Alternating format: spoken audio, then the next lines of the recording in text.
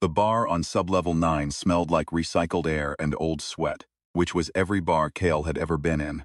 Nursed his synth beer at the far end of the counter and watched the clock on the wall. Not the decorative kind, the real kind. The one the Veth had installed in every public space on every human colony world. Green digits, always counting down. Right now the colony clock read 14 years, 7 months, 3 days until the next extraction. 14 years felt like a long time until you'd watched one pass. Kale had. He'd been 9 when the last extraction happened. He remembered his father standing very still in the doorway of their unit, watching the Veth harvesters move through the block like pale flames. Their collection rigs, CC, humming at a frequency that made your back teeth ache. He remembered the number on his father's forearm. The bioluminescent strip every human on every colony world. Carried from birth, seated beneath the skin by the original settlement teams who hadn't known what the Veth were yet, who'd thought the strips were just health monitors. Dropping from 11 years to 2 in the span of a handshake. 2 years. That was what the Veth had left them after taking their share. Enough to keep the livestock breathing, not enough to do anything dangerous with. His father had thanked them. That was the part Kale still couldn't process, all these years on. He'd thanked them, and the harvester had made that soft clicking sound that served the Veth as a smile, and walked away. And his father had stood in the doorway a long time after, arm held against his chest like something broken. Kale pressed his thumb over the strip on his own forearm. Felt the faint warmth of it. 81 years, 4 months and change. More than he'd been born with. More than almost anyone in the sublevel carried. People noticed. They gave him a certain kind of space on the transit lines, a certain kind of careful smile in the corridors, like he might be unstable, like surplus was its own kind of danger. They weren't wrong. He heard the commotion before he turned to look. 3 men from the block's remnant crew. That was what they called themselves.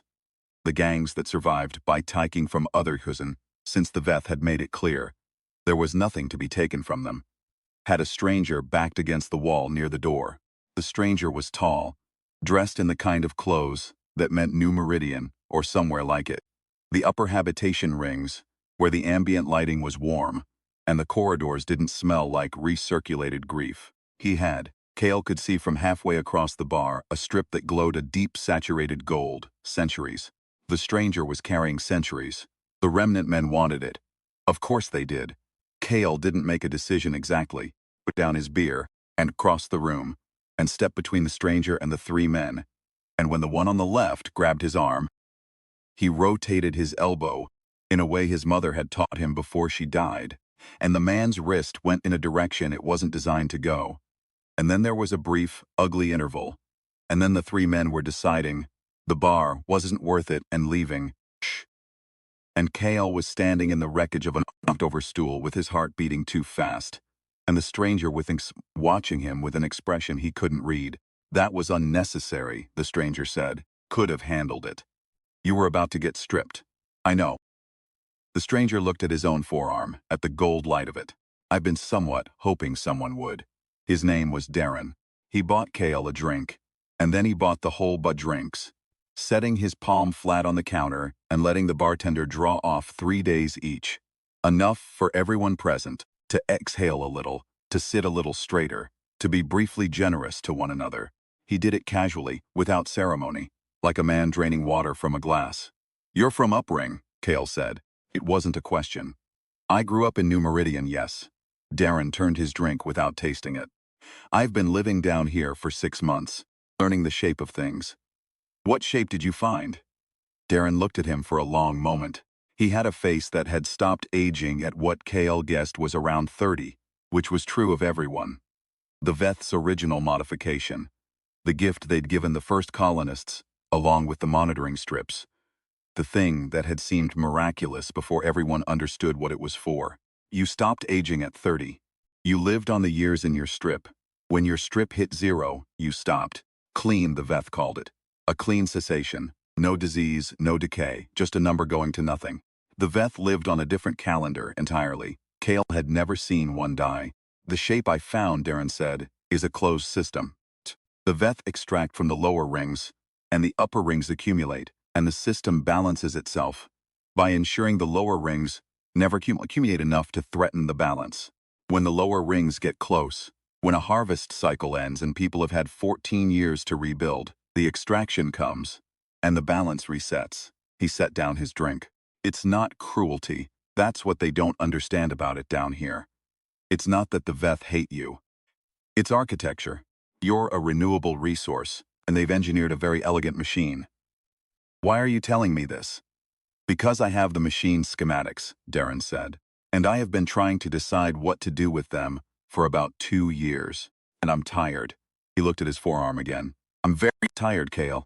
I have been tired for a long time, and I think the only thing that's going to help is this. He put his hand on Kale's arm.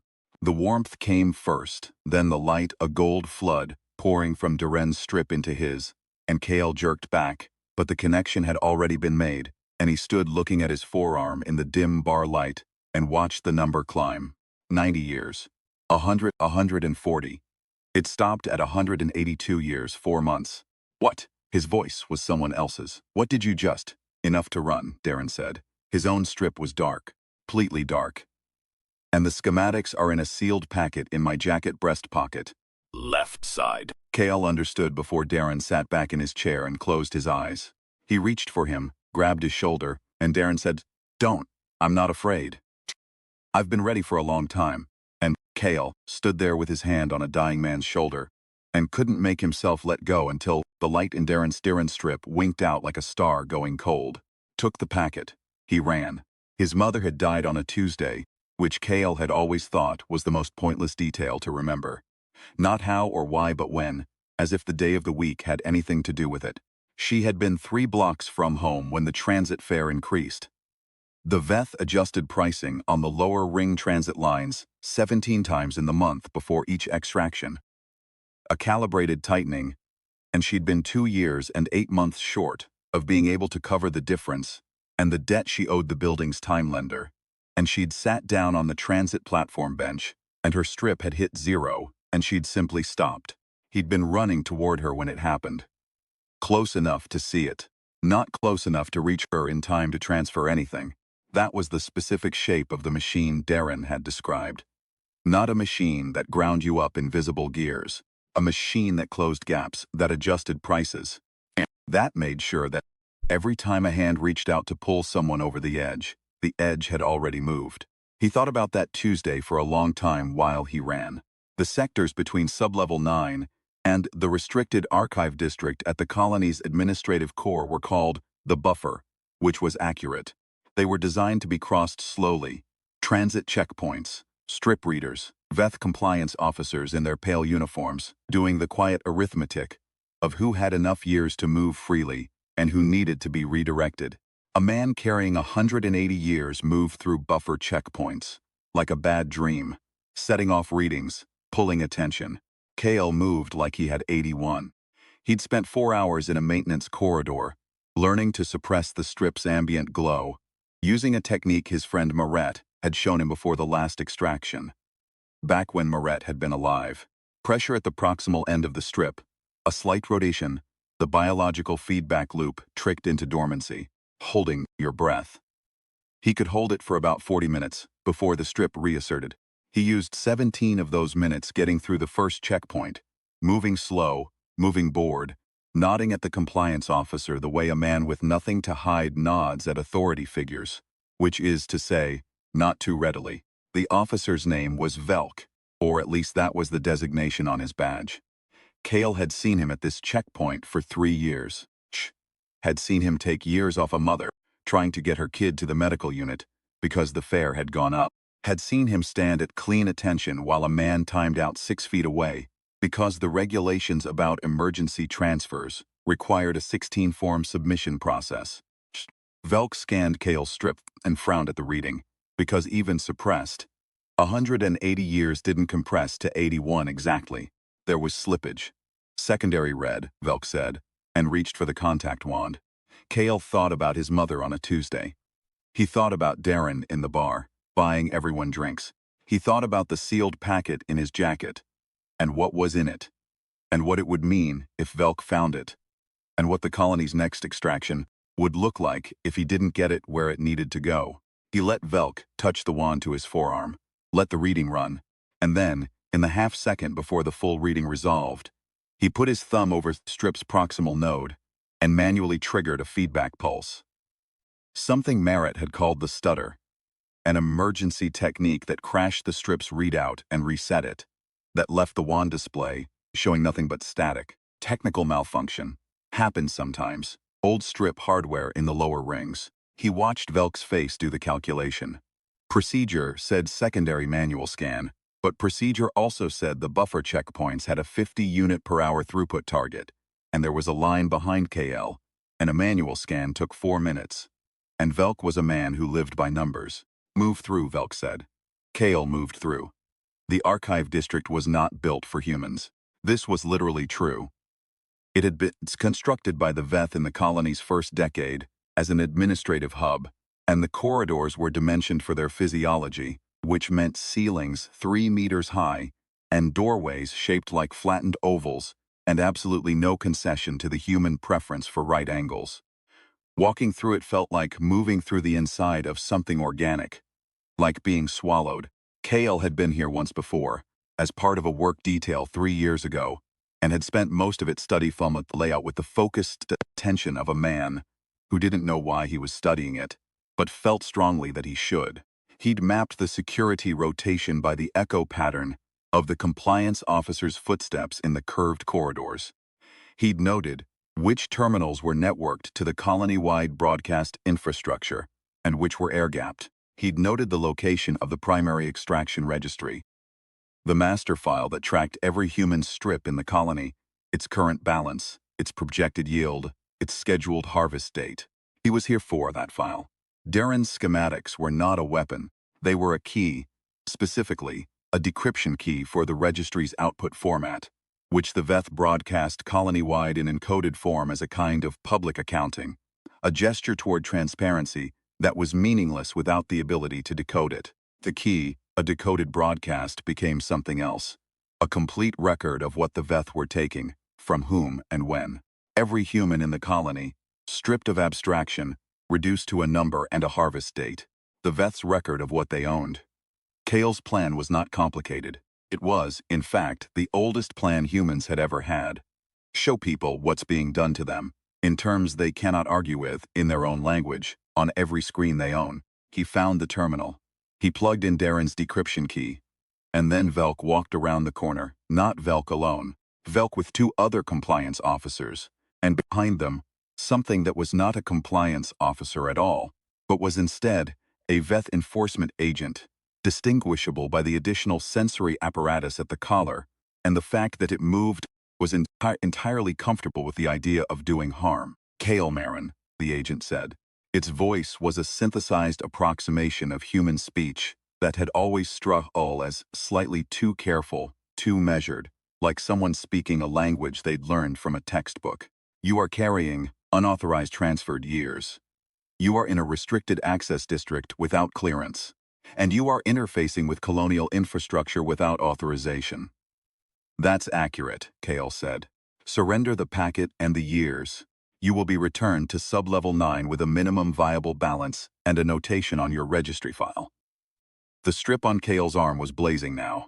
182 years of gold light, unstiffled, the suppression broken. Enough to run. Darren had said it. Enough to run and to do what needed doing. Before running, he looked at Velk. Chert. He thought about whether Velk would shoot him before the broadcast sequence completed. The broadcast sequence took 90 seconds. The enforcement agent could cross the room in about 4. He thought about a man buying drinks for strangers in a bar, and then sitting down and closing his eyes. He thought about a woman on a Tuesday, and a bench on a transit platform, and a hand that almost made it. He hit the broadcast initiation and turned around. Come and take them, he said.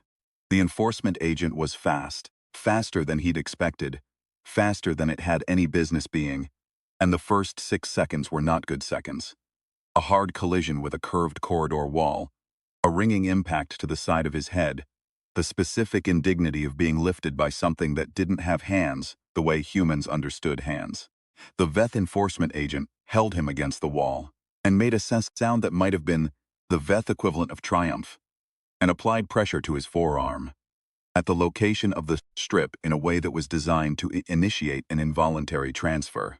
3 seconds into the broadcast sequence, 60 more to go. Cale did the only thing he had available. He stopped trying to break the grip. Impossible. The agent hit 100 pounds on him and leverage that ignored the usual rules, and instead went completely still. Compliance officers in the corridor behind him had gone quiet, which meant something had happened, but he couldn't see what. He could see the terminal, the broadcast counter. 43 seconds. The enforcement agent applied more pressure. The strip began to bleed. Not the soft, consensual transfer of a handshake, but a forced draw. The kind that was supposed to take everything. The complete wipe the Veth reserved for people who'd done exactly what Cale had done. He felt it like a cold tide going out. 30 years gone in 10 seconds, 50. He tried to rotate his elbow the way his mother had taught him, and the agent simply adjusted its grip. Effortless, a machine recalibrating. 20 seconds. The compliance officers behind him were arguing with each other in low, urgent voices. Couldn't make out words. The terminal behind the agent's shoulder showed the broadcast counter. 15 seconds. Cale thought about Darren. He thought about what a man does when he's tired of the machine and has finally decided what to do with what he knows. He thought about how Darren hadn't looked afraid, hadn't looked sad, had looked, above everything else, finished.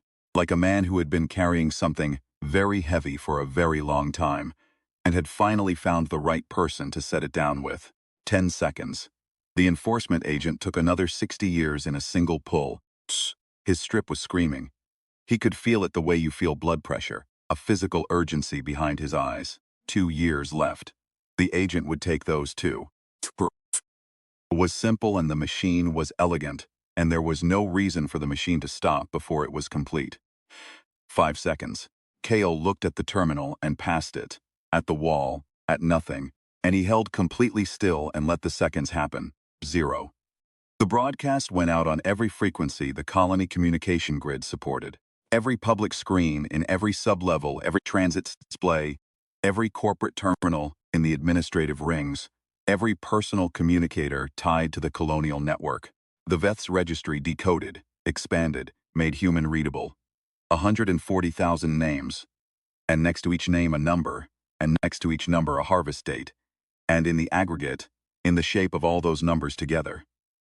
The unmistakable arithmetic of what had been taken from them across the colony's entire inhabited history. Abstract, not policy. Numbers, names, a ledger written in their lives. The enforcement agents stopped. Cale had not expected that. He'd expected it to finish the job regardless, to drain him to 0 while the broadcast ran, because the machine didn't stop for sentiment. The agent had stopped, and was very still, in the way that Veth enforcement entities were still when they were receiving orders from elsewhere. When something in the architecture of their deployment had shifted, the compliance officers behind him had their communicators out and were reading something on their screens in silence. Velk looked up from his screen and looked at Cale, and his face did something complicated that Cale couldn't quite parse. Not guilt, not exactly, but the expression of a man who has had a number made visible that he'd previously only felt in an abstract way, and who is finding that the visible number is different from the felt one in a manner that is difficult to metabolize. The enforcement agent let him go. Cale slid down the wall and sat on the corridor floor and pressed his forearm against his chest, feeling his strip's warmth, counting what was left. 22 years. Enough. He was breathing very fast, which he found faintly embarrassing, and his hands were shaking, which he found less embarrassing and more interesting. The body's animal accounting, all of the things it had held quiet while he'd been busy. Broadcast, Velk said, not to anyone specifically. How many?